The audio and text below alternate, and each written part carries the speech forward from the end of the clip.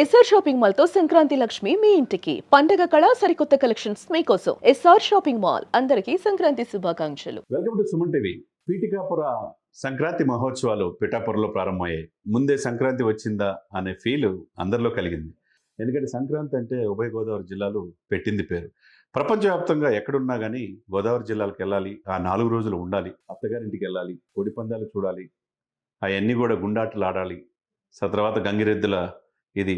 తర్వాత ఇవన్నీ కూడా ఏంటంటే ఇంటి ముందు ముగ్గులేయటం కానించి భోగి పండుగ, కనుమ, సంక్రాంతి చాలా చక్కగా చేసుకుంటారు. మరి అటువంటిది పవన్ కళ్యాణ్ గారు చాలా రోజుల తర్వాత పిఠాపురం వెళ్ళారు. పిఠాపురం అంటే తన కుటుంబాన్ని, పండగల్ని అన్ని కూడా వదిలేసి పిఠాపురం ప్రజలు తన హక్కును చేర్చుకున్నారు, తను గెలిపించారనే ఉద్దేశంతో ఆయన వెళ్ళి ఆయన మాట్లాడిన తీరు ఇంతకు ముందు కంటే చాలా భిన్నంగా ఉంది. ఒకవైపు స్ట్రైట్గా ఎవరికి వార్నింగ్ ఇవ్వాలో వార్నింగ్ ఇస్తూ ఉన్నారు లా అండ్ ఆర్డర్ విషయంలో.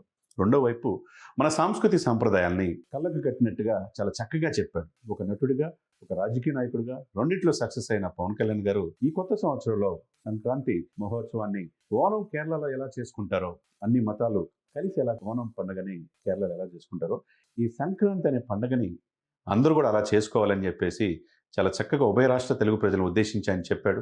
సంక్రాంతి అంటే కోడి పందాలు ఇవన్నీ కాదు, మన సంస్కృతి, మన సంప్రదాయం, గంగిరెద్దులు, జానపదాలు, పాటలు, నృత్యాలు, మన కుటుంబ విలువలు ఇవన్నీ కూడా ఆ విధంగా ముందుకెళ్ళాలి.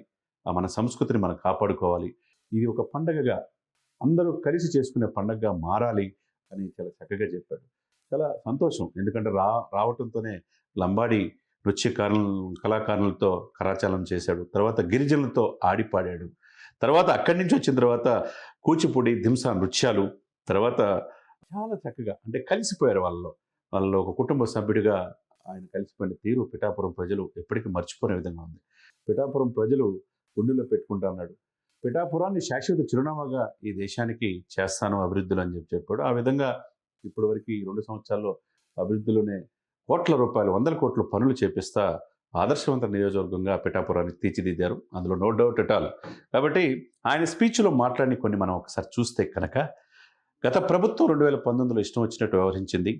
ప్రభుత్వం అంటే బూతులు, కేసులు, మనుషులు ప్రశాంతంగా లేకుండా చేయటమే చేసింది వాళ్ళ పని. ఇప్పుడు అలా చేస్తాము, అదే విధంగా నడుస్తూ ఉంటే కుదరదు అని చెప్పి చాలా సూటిగా, శుతిమెత్తంగా, స్ట్రైట్గా చెప్పాడు. నేను పవన్ కళ్యాణ్ అనే వ్యక్తి ఆయన చెప్పిన మాటలు ఒకసారి చూసుకుంటే కనుక, పవన్ కళ్యాణ్ గారి పదవుల కోసం ఆశపడే వ్యక్తి కాదు. ఓటమి అనేది భయం లేదు. అన్నీ చూసే వచ్చా. 100% సక్సెస్ రేటు కూడా చూశాను. 24 గంటల్లో 9,000 కోట్ల రూపాయలు నిధులు మేము పెన్షన్లు కావచ్చు, ఏదైనా కావచ్చు రిలీజ్ చేశామంటే మా కమిట్మెంట్ని అర్థం చేసుకోండి. ప్రశాంతంగా ఉన్న వాతావరణాన్ని విచ్ఛిన్నం చేయొద్దు. పులివెందులో బాబాయ్ చనిపోతే తప్పులేదు, కానీ పిఠాపురంలో పిల్లల మధ్య కులాలు కుమ్ములాట చేస్తూ ఉంటే చూస్తా ఊరుకోను అన్నాడు. పిఠాపురంలో వచ్చి కూర్చుంటాను అని చెప్పి అన్నాడు. ఏది పారేస్తా అని చెప్పి స్ట్రైట్గా చెప్పాడు. లా అండ్ ఆర్డర్ విషయంలో అటు కలెక్టర్ కావచ్చు, మెజిస్ట్రేట్ కావచ్చు, ఐపీఎస్ ఆఫీసర్ కావచ్చు, స్పష్టమైన ఆదేశాలు. ఎవరైనా ఎంతటి వారైనా కులాల మధ్య, మతాల మధ్య విద్వేషాలు రెచ్చగొడితే వాళ్ళని ఇమ్మీడియట్గా అరెస్ట్ చేయమని చెప్పేసి చెప్పకనే చెప్పాడు. ఇవన్నీ పరిణతి చెందిన రాజకీయ నాయకుడు మనం చూడాలి. ఎందుకంటే స్పష్టమైన ఆదేశాలు అధికారులకు ఇచ్చారు. ఒక పండగ వాతావరణం అక్కడ కనపడింది. ఎందుకంటే అందరూ కూడా సంక్రాంతి అనేది తమ జీవిత కాలంలో చాలా అదృష్టంగా భావిస్తారు. ఎక్కడ ప్రపంచవ్యాప్తంగా ఉన్న తన పుట్టింటికి వెళ్ళి ఆ ఉత్సవాలు చేసుకోవాలి, భోగి మంటలు వేసుకోవాలి, తర్వాత హరిదాసుని కూడా కలవాలి, తర్వాత గంగిరెద్దులు కావచ్చు. ఇవన్నీ కూడా ఏంటంటే చాలా మనం బాల్యంలో మర్చిపోయిన మన సంస్కృతి సంప్రదాయాన్ని మన బిడ్డలకి, నెక్స్ట్ జనరేషన్కి తెలియచేయటమే. అటువంటి ఓనం గుర్తు చేస్తున్నాడు. ఇది మిడిల్ ఏజ్ కాదు, అంటే మధ్యరాతి యుగం కాదు. ఇది రాజ్యాంగం ప్రకారం నడవాలి, దానికి లోబడే మనం పనిచేయాలి, దాని రూల్ ప్రకారం నేను వెళ్తాను అని ఆయన చెప్పిన తీరు అద్భుతంగా మనం చెప్పవచ్చు. ఇకపోతే కోడి పందాలు కావచ్చు, కోడి పందాలు గోదావరి 100 కోట్లు మారుతాయి అనే అపప్రదని పక్కన పెట్టి, ఇది సాంస్కృతిక సంప్రదాయాలకి సంక్రాంతి ఉత్సవం అనేది ఒక వేదికగా చేయండి అని ఆయన పిలిపించడం ఏదైతే ఉందో, ఆయన ఆహ్వానించడం ఉభయ తెలుగు రాష్ట్రాల ప్రజల్ని చాలా సంతోషంగా ఉంది. అదేవిధంగా హైపర్ ఆది మొదటి నుంచి కూడా మెగా అభిమానులు చిరంజీవి గారన్నా, పవన్ కళ్యాణ్ గారన్నా మాకు స్ఫూర్తి అని చెప్పి హైపర్ ఆదిని తెలంగాణ నుంచి కొంతమంది నటీనటులను ఆహ్వానించారు. దాంట్లో హైపర్ ఆదిని కూడా ఘనంగా సత్కరించారు. అదేవిధంగా మొగల్ రేకులు ఫేమ్ ఆర్కే నాయుడు సాగర్ను కూడా, ఆయన కరీంనగర్ జనసేన ఇన్ఛార్జిగా ఉన్నాడు, ఆయన్ని కూడా ఆహ్వానించి ఆయన ఒకటే చెప్పాడు, తెలంగాణ వాళ్ళకు కూడా చెప్పండి, సంస్కృతి సంప్రదాయాలు ప్రేమతో ఆహ్వానించండి. గోదావరి జిల్లా అందాలని, గోదావరి జిల్లా సంస్కృతి సంప్రదాయాల్ని మన మిత్రులకు కూడా చెప్పి వాళ్ళకు కూడా రేపు జరిగే సంక్రాంతి ఉత్సవాలు పాల్గొనేట్టు చేయమని చెప్పి వాళ్ళకి స్పష్టమైన ఆదేశాలు జారీ చేశాడు. ఏదేమైనా పవన్ కళ్యాణ్ గారు చెప్పిన దాంట్లో చాలా గొప్ప విషయం ఏంటంటే, మన నైతిక విలువలు, మన కుటుంబ విలువలు, మన సంస్కృతి సంప్రదాయాలు మర్చిపోకూడదు. ఎక్కడ ఉన్నా, ఏమి సంపాదించినా, ఎంత ఎదిగినా మన సంస్కృతి సంప్రదాయాలు మర్చిపోకుండా అది కాపాడుకుంటా చాలా వసుదైక కుటుంబంలాగా మనం తెలుగు ప్రజలు ఉండాలి. ఎక్కడున్నా కానీ ఆ భావోద్వేగం, ఆ ఆనందంతో ఉభయ రాష్ట్ర ప్రజలు ఉండాలని పిలుపుకోవటం ఏదైతే ఉందో చాలా అందరూ కూడా ప్రశంసిస్తున్నారు. అదేవిధంగా ముందే సంక్రాంతి, ఎందుకంటే 12 తారీఖు సినిమాలు రిలీజ్ అవుతున్నాయి. 14, 15, 16 భోగి, మకర సంక్రాంతి, సంక్రాంతి రంగరంగ వైభవంగా చేసుకుంటున్నారు ప్రపంచవ్యాప్తంగా.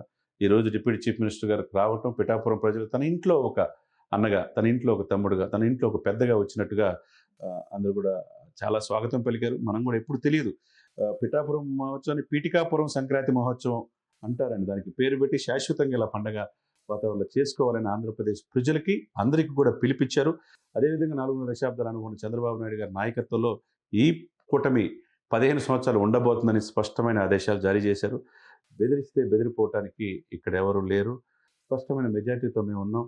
జనసేన ప్రతి 10 మంది ఊరికి 1000 మందితో సమానం. పోరాడతారు, కొట్లాడతారు, రోడ్డు మీదకి వస్తారు. వాళ్ళకి ఆ ధైర్యం నేను ఇచ్చాను. ఆ విధంగా ముందుకు వెళ్తామనేది పవన్ కళ్యాణ్ గారు ఒకవైపు జనసేన పార్టీని చెప్పాడు. తర్వాత పిఠాపురం ప్రజల్లో అశాంతి కలిగిస్తే, అక్కడ కులాల మధ్య విద్వేషాలు రెచ్చగొడితే చూస్తా ఊరుకోనని చెప్పి అధికారులు కూడా స్పష్టమైన ఆదేశాలు జారీ చేయటం, దాన్ని బట్టి అతను రాజకీయాల మీద, ఇటు సినిమాల మీద ఎంత స్పష్టమైన అవగాహన ఉందనేది అర్థమవుతుంది. ఏదేమైనా కానీ పిఠాపురంలో ఈరోజు deputy chief minister of Andhra Pradesh Pawan Kalyan గారు తన శాఖలకు అన్నీ తీసుకొచ్చి ఈరోజు దేశంలోనే పంచాయతీరాజ్ గ్రామీణాభివృద్ధిలో ఫస్ట్ ప్లేస్లో తీసుకొచ్చిన ఆ వ్యక్తి ఇంకోవైపు great wall of green wall కడటానికి మొత్తం కూడా ఒక ప్రణాళిక సిద్ధం చేస్తున్న ఆ వ్యక్తి 12,336 గ్రామ సభలు పెట్టి, తర్వాత గోదావరి జిల్లాలకు 68 లక్షల మందికి మంచినీటి ఇవ్వాలని 2 yearsలో పూర్తి చేయాలని ఆ ప్రాజెక్టు ఒకటి. ఇవన్నీ కూడా చూస్తూ ఉంటే ఎవరు కూడా ఇంతకుముందు చేయలే.